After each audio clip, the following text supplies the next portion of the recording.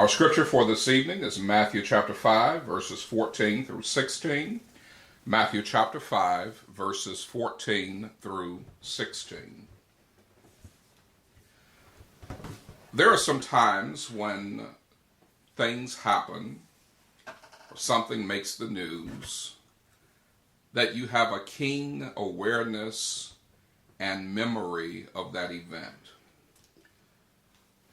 For me, I remember in 2011, on this day, hearing in the news about the passing of Amy Winehouse. If you're not familiar with who Amy Winehouse was, it's a young lady who died at the age of 27. She was an English singer who had achieved a tremendous level of success. She had a rare voice, a contralto voice as they called it, and as a result she mixed jazz and soul and R&B and blues. She was compared to the likes of Sarah Vaughan, Dinah Washington, and Billie Holiday. She was such a great singer that Tony Bennett had been given a suggestion about who to do a duet with. And he thought about many people he could have considered and was just not impressed with the lack of real talent and real vocal ability. Tony Bennett is certainly a success in his own right and a person who has greatly demonstrated musical talent himself. When presented with the idea of singing a duet with Amy Winehouse, he felt absolutely honored. Now, given the fact that Tony Bennett was probably 2-3 times the age of Amy Winehouse and had a career that existed longer than she had been in the world, it says a lot about her that he felt honored to do a duet with her. Unfortunately, Amy Winehouse died from an alcohol intoxication and poisoning.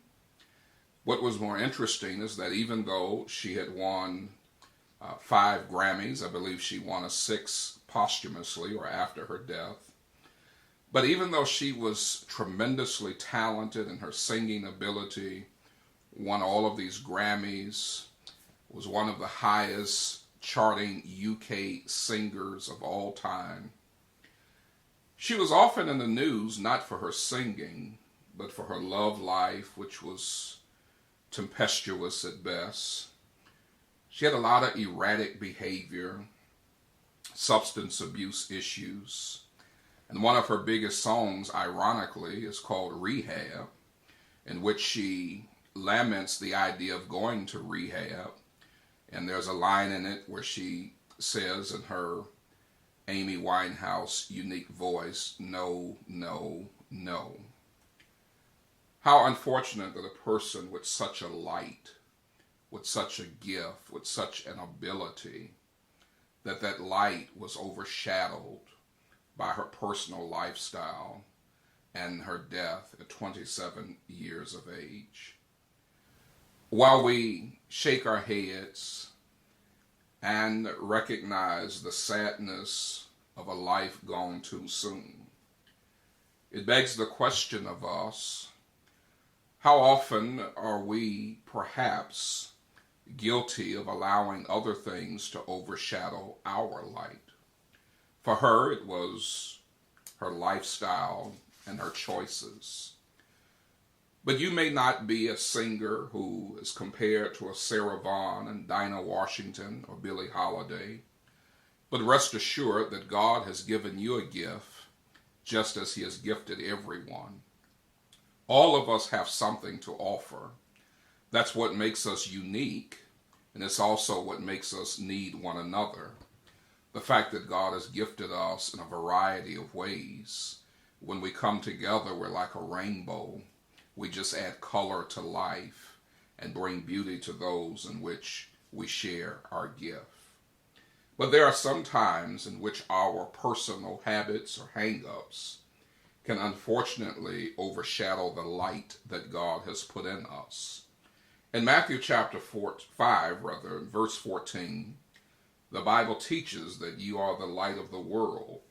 A city that is set on a hill cannot be hid. Neither do men light a candle and put it under a bushel, but on a candlestick, and it giveth light unto all that are in the house. Let your light so shine before men that they may see your good works and glorify your Father which is in heaven. Why is it that sometimes people are not able to shine? If God has given you a light, or at least allows us to reflect the light of his Son Jesus, why is it that we do not allow our light to shine? Well, it could be, number one, that sometimes we put a shade over our light.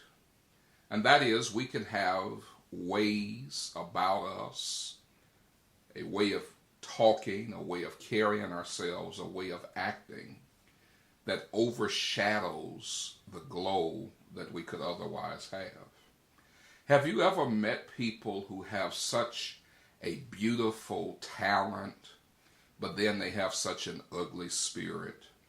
Have you ever met someone who can speak so well, but then have such a way of speaking maybe not so well in how they deal with people?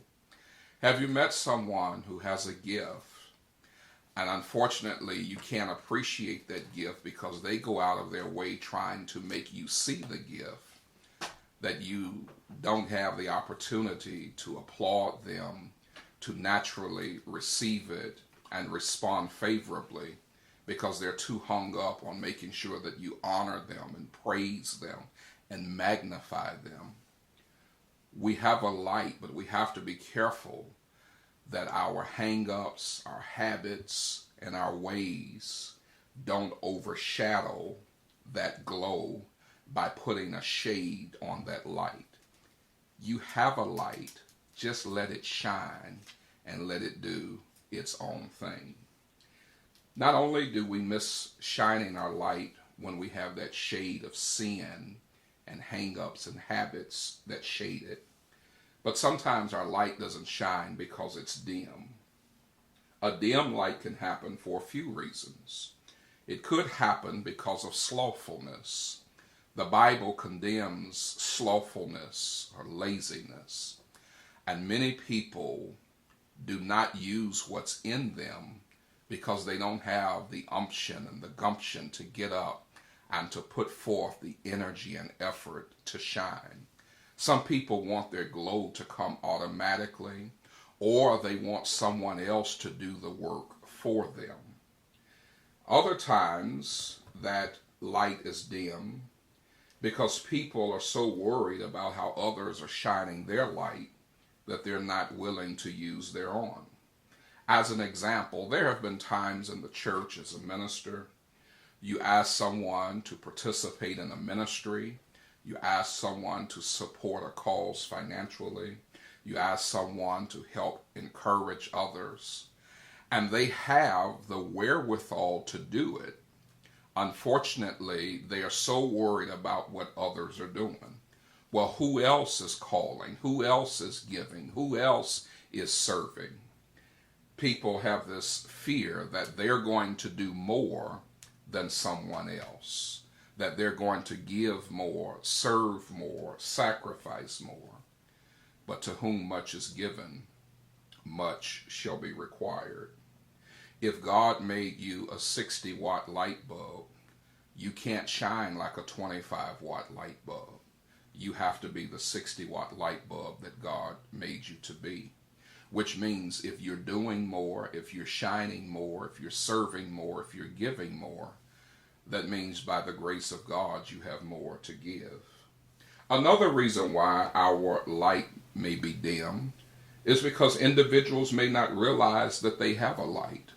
So many times you meet people who have been beat up in life, have not been properly nurtured perhaps in their upbringing and from their childhood, or they've been beat up by relationships, beat up by sickness, beat up by circumstances that may or may not be in their control, under their control. And they don't always realize that when you've been beat down, when you have found yourself the subject of negative talk, negative experiences, and negative people, that in actuality there is something in you. Sometimes it's just something that has yet to be discovered. While you pray to God for health and wealth, ask God to help you to see the light that is in you. I promise you, you have a light that can shine. And if you've had a past that is full of sin and shame, don't think that means you don't have a light. That very well may be your light, to talk about how you've overcome and how you have survived the storms of life.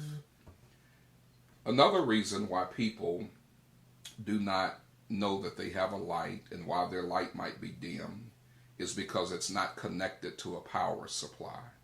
Sometimes we think that the problem is the light itself when it simply needs to be connected and turned on. I want to encourage you to be connected with God so that He can empower you by His grace so that you can shine like never before. Let me offer you 3 things to do so that you don't make the mistake of Amy Winehouse and allow your light to have shade or to be dimmed. Address the pain in your life. Be honest about what hurts, and you and God deal with that pain. If you need professional help, don't be ashamed to ask for help to deal with your pain. Address your problems. Problems don't go away by ignoring them. They go away by taking ownership. Don't blame everyone else. Don't say that your life would be better if so-and-so. Take ownership of you and address you today.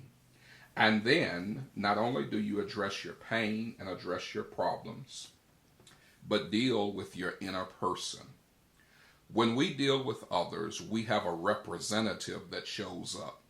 We show people what we want them to see. And many times, hiding behind our representative is a person on the inside that when we go home and we are alone with ourselves, that real person is dealing with real issues. So don't just project who you want others to see, but deal with that person on the inside.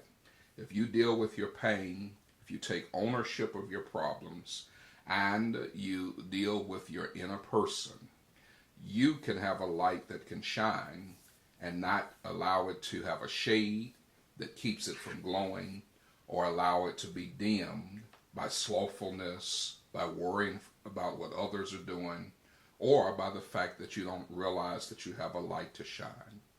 What a sad occasion on July 23rd, 2011, to hear that a talented person allowed bad choices to end her life so soon. Don't allow bad choices to keep you from shining, because God has made you to shine.